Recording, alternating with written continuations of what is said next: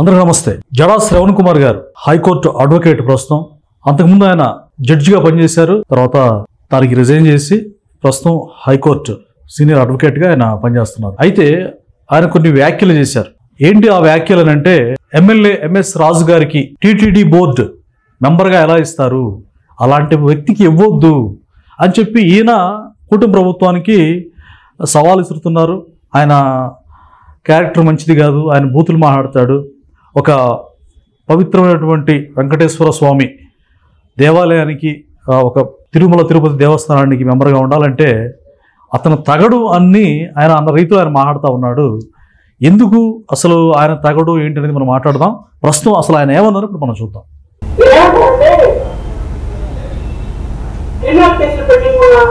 ఇంకొక ఎమ్మెల్యే గారి గురించి చెప్పిన తర్వాత నేను సబ్జెక్ట్లోకి వస్తాను. ఎంఎస్ రాజు గారు దళిత సమాజం చెందినటువంటి వ్యక్తి. పాప కష్టపడి పైకి వచ్చాడని నేను భావిస్తున్నాను. కష్టపడి పైకి వచ్చాడు ఆయన. ఎంఎస్ రాజు కొంచెం నాకు కూడా మిత్రుడు కాబట్టి నేను అతని గురించి ఉన్న వాస్తవాలు చెప్పాలి, అవసరం లేదు. ఎందుకంటే ఎవరైనా చట్టం సమానమే కదా. శ్రవణ్ గారు మీరే గౌరవం మాకు మాట్లాడదాం వాస్తవాలు.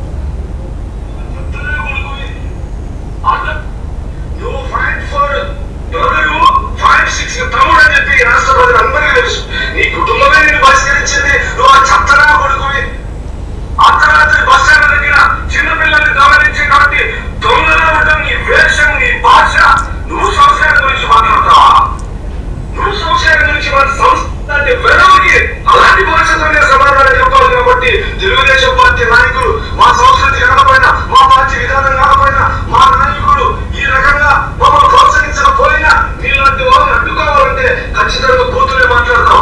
ఏంటి చంద్రబాబు నాయుడు గారు చెప్పుకోబడతారా?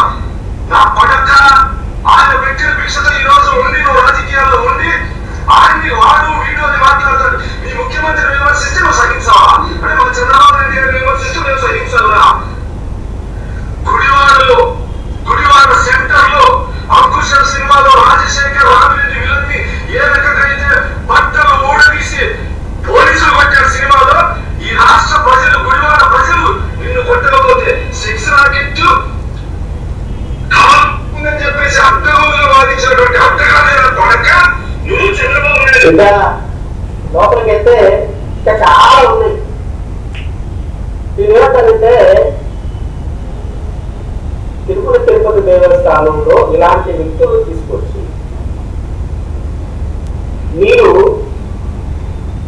గత ప్రభుత్వంలో ఒక మంత్రి చంద్రబాబు నాయుడు గారిని తిట్టడం తప్పే. ఆ సందర్భంలో నేను కొడాలి కానీ వంశీలు కానీ వీళ్ళందరినీ విమర్శించారు. అసెంబ్లీలో తిట్టడం తప్పే. జోగి రమేష్ లాంటి వ్యక్తి చంద్రబాబు నాయుడు గారి ఇంటి మీద దాడి చేయడం తప్పే, వారిని తిట్టడం తప్పే. నారా లోకేష్ ని వాళ్ళ మదర్ని ఇన్సల్ట్ చేయడం తప్పే. నారా లోకేష్ వెలుగురెడ్డి మాధవ్ రెడ్డి అని కనెక్ట్ చేసి మాట్లాడటం తప్పే. బహుశా తెలుగుదేశం పార్టీ వాళ్ళకంటే నేనే ఎక్కువ రెస్పాండ్ అయినాను, మా పార్టీ ఎక్కువ రెస్పాండ్ అయ్యాను.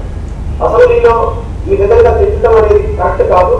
ఒక మాజీ ముఖ్యమంత్రిని, ఒక మంత్రిని, నారా లోకేష్ ని, మహిళలు వెళ్లలో ఉండే మహిళల్ని బయటకు తీసుకొచ్చి గౌరవించిన గారు మహిళల్ని తిట్టడం తప్పు అని విపరీతమైనటువంటి పదజాలంతో నేను గత మంత్రులను కూడా విమర్శించాను.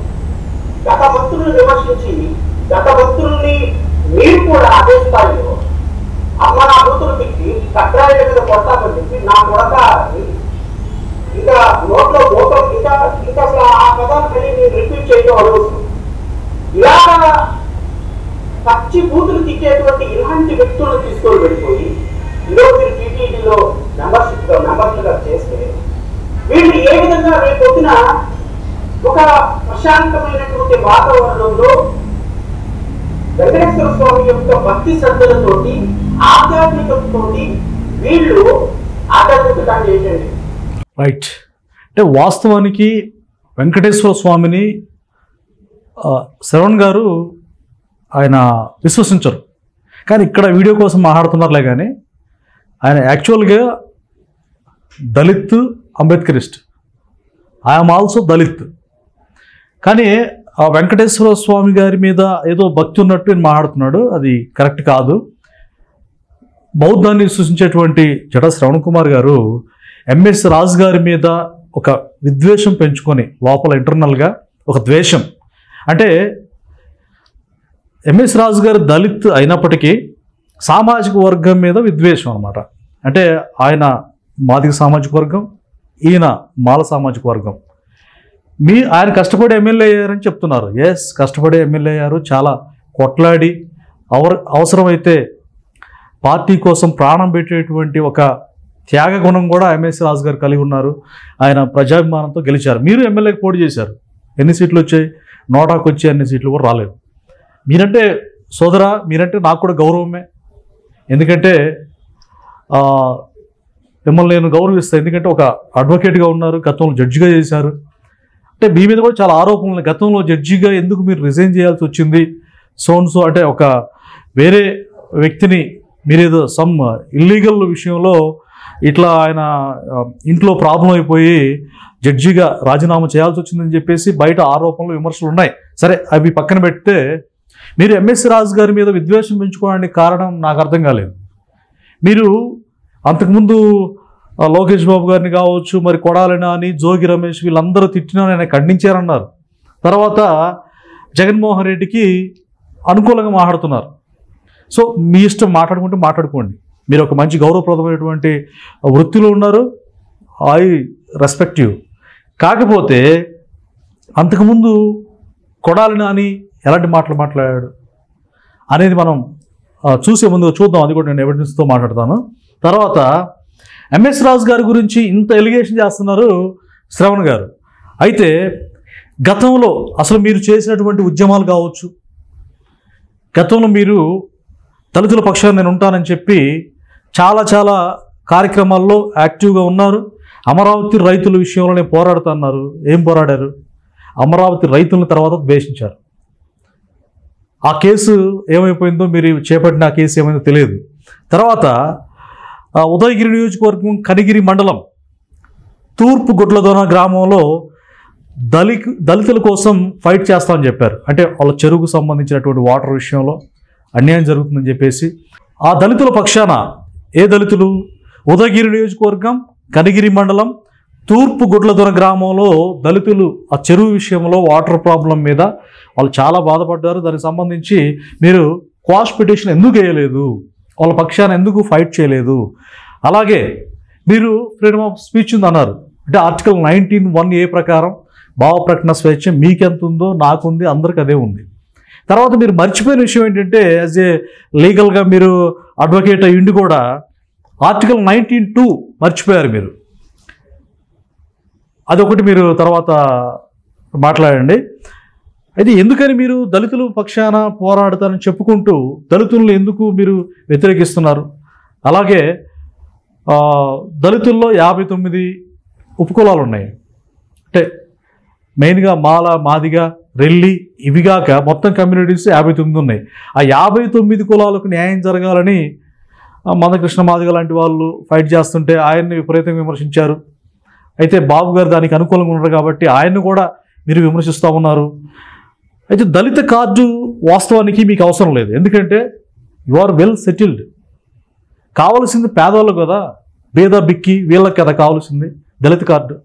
మీరు జడ్జిగా చేశారు, లాయర్గా ఉన్నారు, మీకు ఆ కార్డు అవసరం లేదు నిజానికి కదా. పేదల కోసం మీరు ఫైట్ చేస్తున్నారు, చేయలేదు. అమరావతి భూములు, బంగారు లాంటి భూములు, అమరావతిని ఆ దుర్మార్గంగా దుమ్మెత్తిపోసారు. కానీ నిజానికి దళితులు కూడా అందులో చాలామంది ఉన్నారు. వాళ్ళ పక్షాన్ని మీరు కొట్లాడలేదే. మీరు ఎవరైతే వాళ్ళకు అనుకూలంగా ఉండే జర్నలిస్టులు ఉంటారో వాళ్ళతో వాళ్ళ ఛానల్స్లో విద్వేషాన్ని నింపుకొని మాట్లాడడం చాలా బాధ అనిపించింది. మీరు యాక్చువల్గా అంబేద్కరిస్టు, మీరు బౌద్ధాన్ని సూచిస్తారు. ఇప్పుడు వెంకటేశ్వర స్వామి మీద మీకు ఎలాంటి భక్తి భావాలు లేవన్న విషయం ప్రపంచానికి అంత తెలుసు, ముఖ్యంగా తెలుగు ప్రజలందరికీ తెలుసు. అయితే మీకు ప్రేమ ఉందని మీరు ఏదో మాట్లాడడం అనేది కరెక్ట్ కాదు. అయితే వాస్తవానికి ఎంఎస్ రాజు గారి విషయం తీసుకుంటే కనుక, ఎంఎస్ రాజు గారు మీకు చేసినటువంటి ద్రోహం ఏంటి? అవును, కొడాలి నాని భయంకరమైన బూతులు మాట్లాడుతుంటే చంద్రబాబు నాయుడు గారిని, అంటే వాళ్ళ అధినేతని, అధినేతని ఇష్టం వచ్చిన నోటుకు ఇష్టం వచ్చినట్టు మాట్లాడుతూ ఉంటే ఆ క్రమంలో పార్టీ ఆఫీస్ మీద దాడులు జరిగాయి, కార్యకర్తలను చితగ్గొట్టారు, విచ్చలవిడిగా వైసీపీ మూకలు రెచ్చిపోతున్నప్పుడు ఒక కార్యకర్తగా, ఒక నాయకుడిగా కార్యకర్తలను కాపాడుకునే క్రమంలో ఆయన మీద కూడా దాడులు జరిగాయి. ఎంఎస్ రాజు గారి మీద ఆయన డిఫెండ్ చేసుకునే క్రమంలో ఆయన ఆ ఆవేశంగా ఆ మాటలు మాట్లాడడం జరిగింది. అయితే అంతకుముందు అసలు కొడాలి నాని ఏమన్నాడో ఒకసారి ఇప్పుడు మనం చూద్దాం.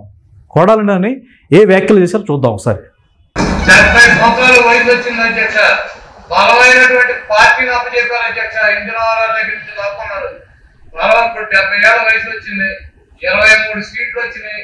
కొడుకును కూడా గెలిపించుకోలేక ప్రజల చేస్తారని పొంది ఈ బతుకన్న ఆ సాగు 1000 రెట్లు పెట్టారు.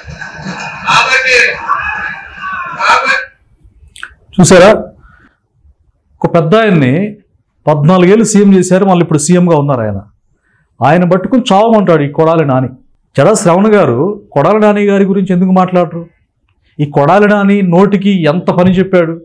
సభ్య సమాజం తలదించుకునే విధంగా నిండు అసెంబ్లీలో బూతులు స్టార్ట్ చేసింది. ఆంధ్రప్రదేశ్ అసెంబ్లీలో శాసనసభల్లో ఎవరు కనీ విని ఎరగని రీతిలో మొట్టమొదటగా బూతుల కల్చర్ను తీసుకొచ్చింది వైఎస్ఆర్సీపీ పార్టీ కాదా అని నేను అడుగుతున్నా. జడ శ్రవణ్ గారు ఈ విషయాలు ఎందుకు కనపడలేదు? వాటిని ఖండిస్తున్నానని ఒక మాట చెప్తే సరిపోదండి. ప్రాణాలు అడ్డుపెట్టి ఎంఎస్ రాజు గారు నిలబడ్డారు, దళితుల పక్షాన్ని నిలబడ్డారు, ఆయన పోరాటాలు చేశారు. మరి ఆయన్ని మీరు ఈరోజు ఒక దళితుడు, సేమ్ దళిత్ అంటున్నారు, ఫ్రెండే అంటున్నారు. ఆయన మీద ఆయనకి టీటీడీ బోర్డు మెంబర్గా వేస్తే ఎందుకు భరించలేకపోతున్నారు? అంత బాధ ఏంది, అంత అక్కుసేందని చెప్పి టీడీపీ శ్రేణులు క్వశ్చన్ చేస్తూ ఉన్నాయి. అలాగే యాజ్ ఏ ఒక సగటు పౌరుడిగా నేను కూడా ప్రశ్నిస్తూ ఉన్నా. మీరంటే గౌరవం ఉంది, మీరంటే రెస్పెక్ట్ నాకు ఉంది, కానీ మీరు అలా మాట్లాడాల్సి ఉండాల్సింది కాదు అనేది నా భావన. శ్రవణ్ గారు, మీరు నిజంగా ఫైట్ చేయదలుచుకుంటే వైఎస్ఆర్సీపీ కాలంలో దళితుల మీద ఎస్సీ ఎస్టీ అట్రాసిటీ కేసు పెట్టారు. ఎవరి రక్షణకైతే అవి ఉన్నాయో వారి మీదనే అట్రాసిటీ కేసు పెట్టినప్పుడు మీరేం మాట్లాడారు? తర్వాత ఆ పార్టీకి అనుకూలంగా ఎందుకు మాట్లాడుతున్నారు? ఇదంతా మీరు ఆలోచించుకోవాలి. ఎందుకంటే మీరు బాగా చదువుకున్న వాళ్ళు, రాజ్యాంగాన్ని చదివారు, లాని చదివారు. ఇలాంటి వ్యక్తి మరి ఈక్వల్గా దళితులందరి మీద నిజమైన ప్రేమ ఉండాలి కదా.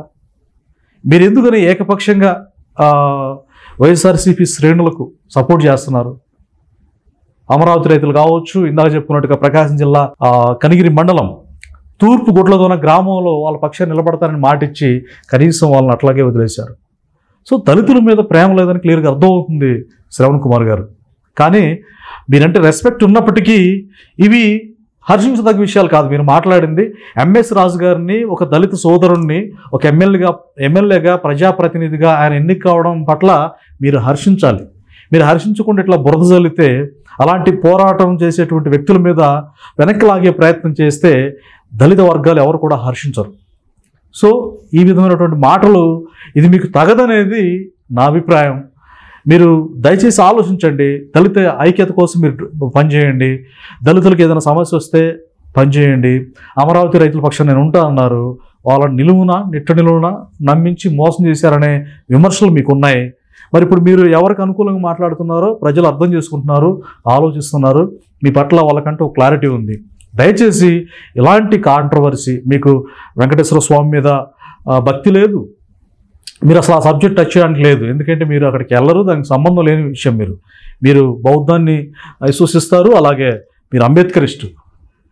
నేను కూడా అంబేద్కర్ గారు అంటే చాలా ఇష్టపడతా, ప్రాణంగా ఇష్టపడతా. I'm also Dalit. బట్ అందుకనే మీరు ఇలాంటి వ్యాఖ్యలు మాట్లాడకుండా చక్కగా ప్రజల పక్షాన ఉంటే మీకు కూడా చాలా వాల్యూ ఉంటుందండి. గతంలో కూడా మీరు ప్రజల పక్షాన మాట్లాడినప్పుడు మేమందరం కూడా అప్రిషియేట్ చేశాం. మీ వీడియోస్ కొన్ని ఎక్కువ చూశాను, చాలా హ్యాపీగా ఫీల్ అయ్యా గతంలో.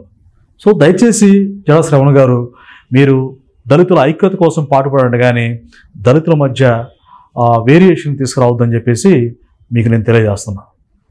So thank you.